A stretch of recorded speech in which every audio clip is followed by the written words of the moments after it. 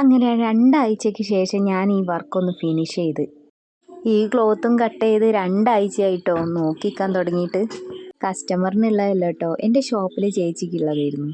ഞങ്ങളെ വർക്ക് തുടങ്ങുമ്പോഴേക്കും ആരെങ്കിലും ഒരാൾ ഓർഡറും കൊണ്ടുവരും. പിന്നെ അത് തീർക്കാനുള്ള വെപ്രാളായിരിക്കും. അത് കഴിഞ്ഞൊന്ന് തുടങ്ങാമെന്ന് വിചാരിച്ച് നെക്കൊക്കെ ചെയ്ത് വരുമ്പോഴേക്കും അടുത്തത് കൊണ്ടുവരും. അങ്ങനെ 2 ആഴ്ചയായിട്ടോ ഈ വർക്ക് ഞാൻ പെൻഡിങ്ങിൽ വെച്ച്.